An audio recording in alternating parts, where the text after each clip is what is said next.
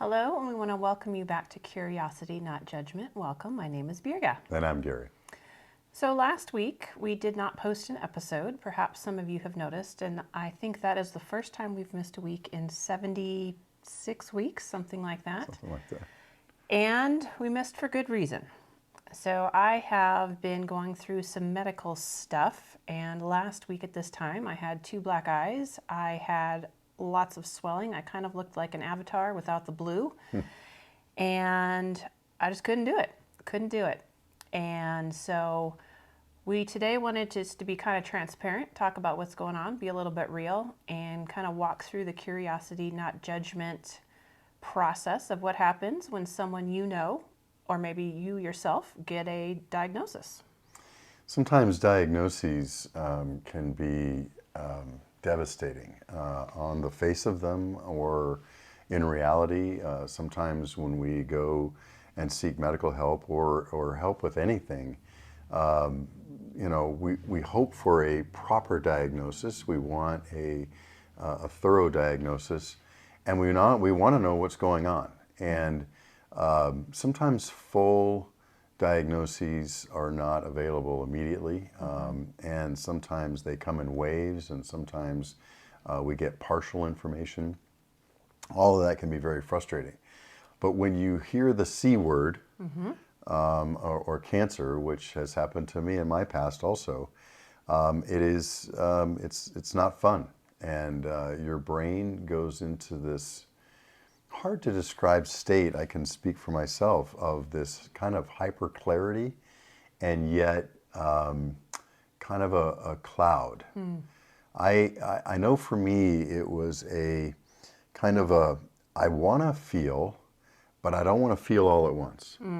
So I kind of allowed myself to kind of go in and out of kind of, what am I feeling? How am I responding to this? And some of that was triggered by interactions with others. I'll never forget when I had my diagnosis, I had to go through the painstaking thing of writing down who I was going to tell in order, realizing that if my sister found out by someone else before I told her, she'd be mad, right, and all this. And I sat there thinking for a moment, feeling sorry for myself, with everything I got going on, I shouldn't have to do this too. And then I thought, it's part of the process. And human interaction, which is what life is all about, and relationship is, that's just it's a process. And it's something that we deal with all the time. So how's it been for you? Well, it's been, I think what you just said absolutely rings true with me about clarity and yet the fog. I think I can 100% say that I have found myself in that boat. I am still dealing with the physical ramifications of 2 surgeries. You probably cannot tell from this angle, but I have about a foot-long incision in my head that runs across my crown, down and around out the nape of my neck. So I had melanoma removed, and I think I thought that if I got a clear pathology back from the head, that I was good to go. Well, the pathology from the head came back. They removed all the cancer, and I was not ready for the test results that showed it had gone into my lymph system. And so it threw me for a loop, and it's kind of like time stops in the moment. And it's an impact not just for me, but for my whole family. And your point is well taken about, the exercise of who do you tell and when do you tell. And I know that your diagnosis was a number of years ago, but now I found myself in that place of, do I text somebody? Is this a phone call when I really don't want to talk to anybody? Is it offensive to say, hey, got cancer, send? I don't know. It's a weird world to navigate. There is no proper protocol. No. And it's very personal.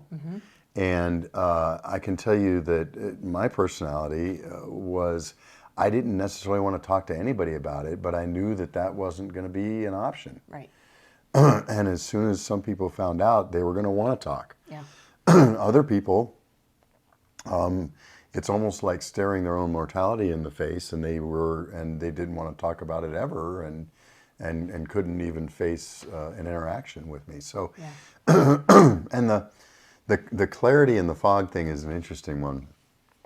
Part of the clarity is you become super focused on what's important in life and what's not.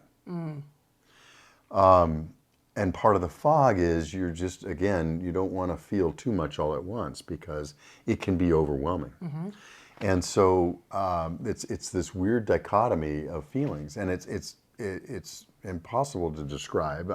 We're making an attempt here, but it's also fascinating having gone through it. And once you're in that state, trying to figure out what to do next and how to deal with things takes on a different meaning because you've got a different lens. Yeah. Part of the process, I think, for me over especially this last week has been, how do I give myself grace and allowance to heal and kind of veg out while not letting that become my new default? And so what you're saying about, this wanting to concentrate on the things that really matter is true. And I found myself really wanting to have the freedom to binge watch a series on a streaming service because, like, if there's ever a time in my life that I'm going to do it, it's going to be right now. That's right. And so it is this very strange pull. And yeah, I'm walking through it lifetime. And so I think the reason why I wanted to just be candid about it is because that's just kind of how I've lived my life. I want to be transparent. And I think for me, transparency has helped tremendously in crafting authentic relationships. I don't know if we have addressed this on the podcast in the past, but I had somebody who I loved and honored and respected very dearly in my life who was given a cancer diagnosis.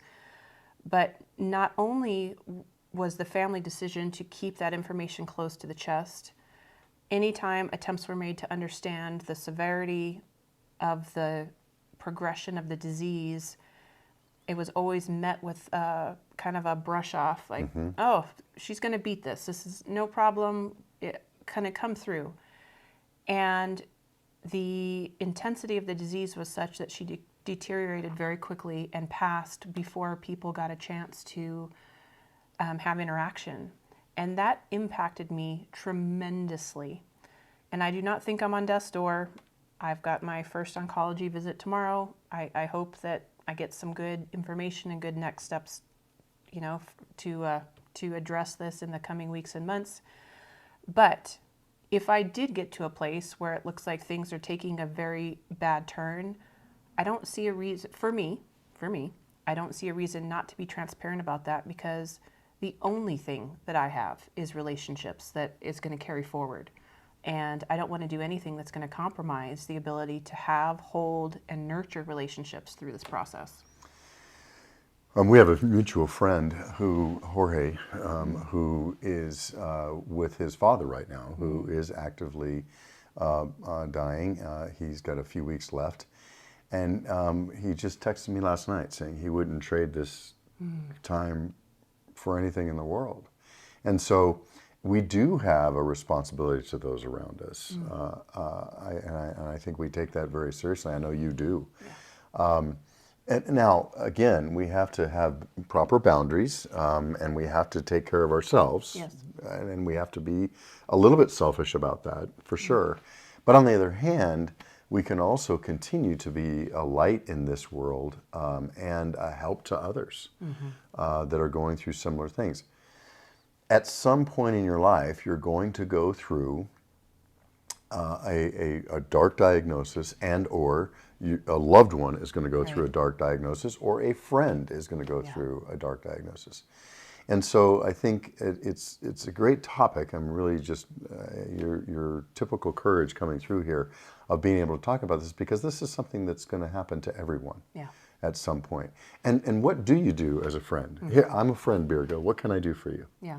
And you get that question a lot, right? Yeah. And you have to think about, well, what response is it? And can I bring you supper? Can I bring you a meal? What can I do? And sometimes you just want to say, I'm okay for right now. And other times you want to give people the opportunity to serve you, because that's part of a relationship. It's give and take, right? Yes. You know, to that specific question, the what can I do has been asked umpteen times, and I am thankful for the question, but yes, it can be quickly overwhelming. And if you can find a point person to run interference for you, I highly recommend it. And so I had somebody set up a meal train for us. You know, there's an actual software application that can let people sign up by way of email, and you can track times, put in allergies or sensitivities, etc.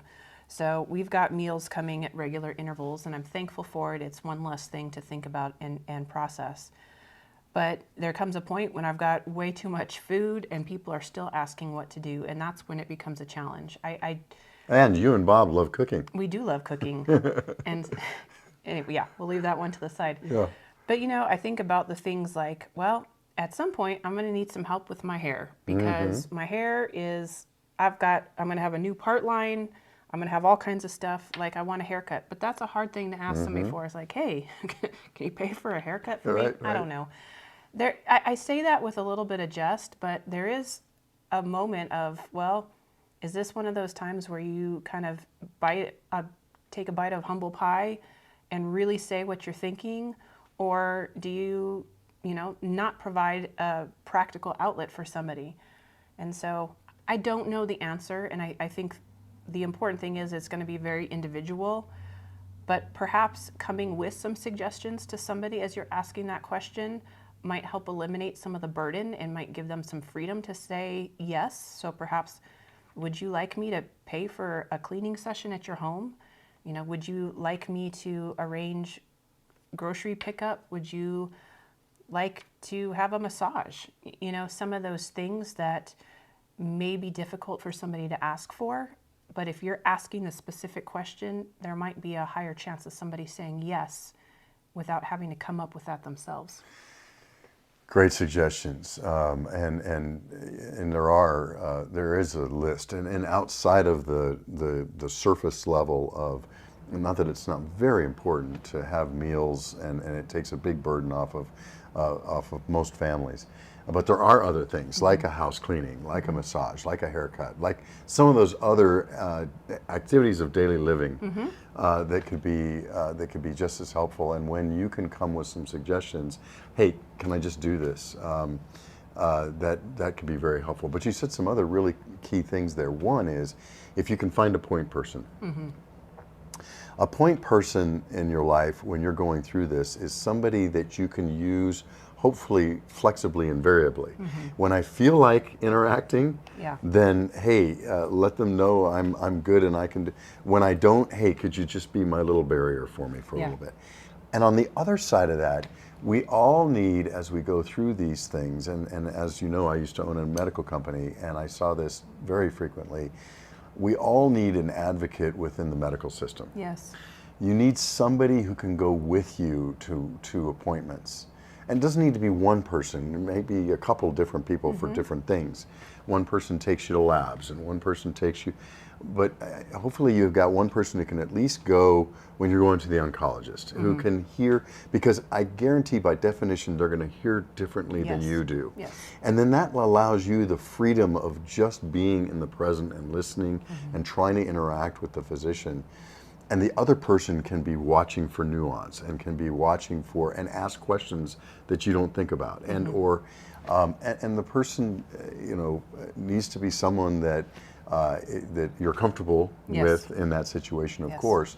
And there can be some things about picking that person too. But I find, in my own personal experience, it was absolutely essential that I had an advocate within the medical community that I could count on, that could go with me to appointments. Some you don't need, if it's a blood draw, if it's a radiation or something like that, then it's a routine, then fine. And maybe somebody who's just there to support and take you and take you home is fine. But somebody that can come in and listen with you when you're having serious interactions with the physicians, I think is incredibly important. And then having that point person, and it could be the same person or a different person, who can deal with the rest of the world as necessary, I think are two great points. Yeah.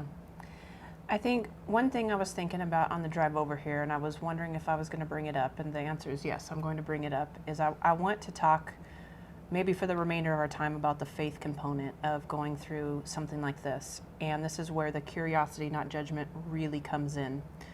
And I want to be careful and respectful with how I speak and with what I say, but I also want to really spur this audience to think, because if you find yourself in a situation where you're having a conversation around faith and a diagnosis, that you approach it with curiosity and not judgment. I have already had somebody send a barrage of Bible verses and instructions onto the position that I am to take, the faith attitude that I am to assume, and the posture in which I must approach all things moving forward. And it was written in such a way that I know the intention was to be helpful, to be encouraging, to be uplifting. But what I also see in that approach is the undercurrent of, if you don't have enough faith, it's on you. And so that is where I want to throw up a big caution flag.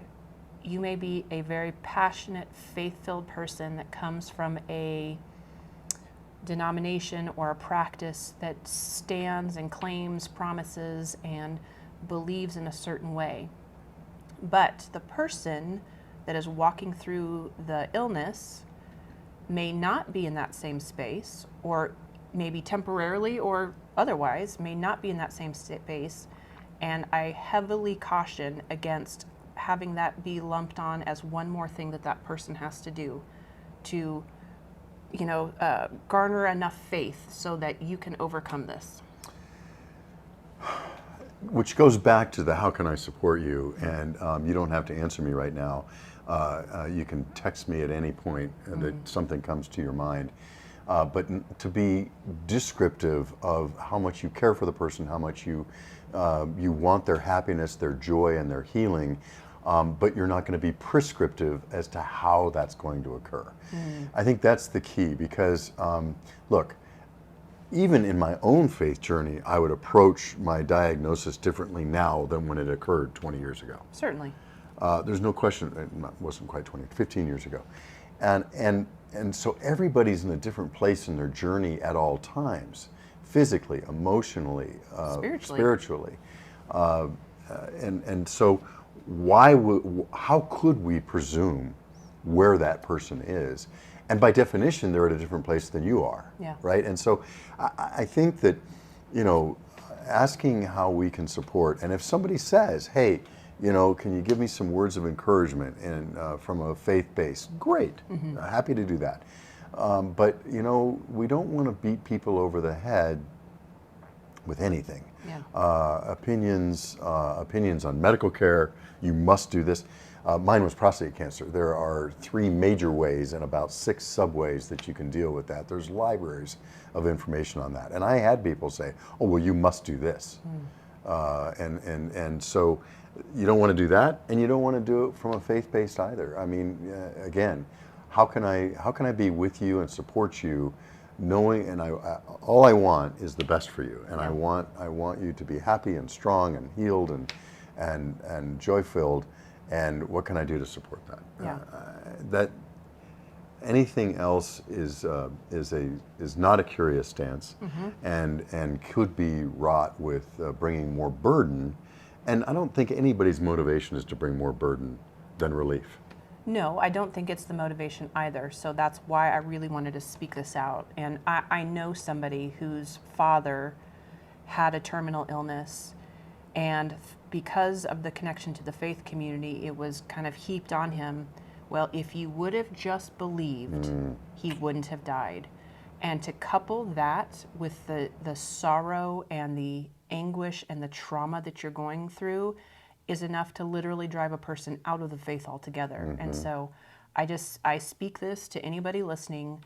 If you have a very strong stance in your faith perspective, be curious about what you are going to say, how you are going to say it, and when you are going to say it, because sometimes even in our best intentions, our words can do more harm than good. Yeah, and it's critical. And I'll never forget one time there was I was watching an interaction between two people, and somebody had lost a grandson, and the person came to them and said, well, you know, if you'd have prayed harder, then maybe you wouldn't have lost the grandson, and you know, God could have saved him. And the guy just looked back at him very intently and just said, he did. Right? Yeah. And so I think perspective is key here. Yes. And I think that making sure that practicing curiosity and not judgment is probably more critical in these kind of situations than if it's just dealing with buying a car. Yeah, oh, for sure, for sure. And I think that we can be helpful and hurtful, and we can do good and not good, and despite our motivations. And so I think it's really important that we, with good motivation of I'm for you and I'm for your happiness and your healing. So what can I do to help? And asking questions and being curious is critical to the process. I want to real briefly touch on something you said about being bombarded with information from people that feel like you have to take this approach. Again, oh, be so careful with that. You may have had a success by eating, you know, Greens. jellyfish, Right. and you have been radically healed, but jellyfish eating may not be the solution for the person that you're talking to. And of course, it comes out because of love and care and passion and all of those things, and I understand it. But be really careful with how you approach somebody with that type of information. You can present it as a possibility towards their health, recovery, and well-being, but I, again, just encourage you to be curious in how you're going to approach a situation that you feel adamant about and how it could potentially be received and what that might do to relationship if you are hell-bent on having your say. And I think it's always fair to say, hey, here's been my experience. If that's helpful to you, great. If it's not, that's okay. Take it or leave it. Sharing your own experience is fine, and you just have to be careful with correlation versus causation. Yes. But I think that's fine if it's in the proper light of suggestions and not prescriptions. Yeah, I like that. So I think maybe this is a good place to land the plane. I do appreciate the community that I have around me, the people that have come forward, that have been praying, that have been caring, that have been cooking meals, and all of the wonderful things that they've been doing. I will try to continue to be as transparent as I can moving forward in this journey, and we'll just ask for grace. If there's some weeks that we miss, be curious and not judgmental about why we have not posted. And certainly just appreciate your prayers and well wishes as I walk through this journey. Great, and until next time, take care.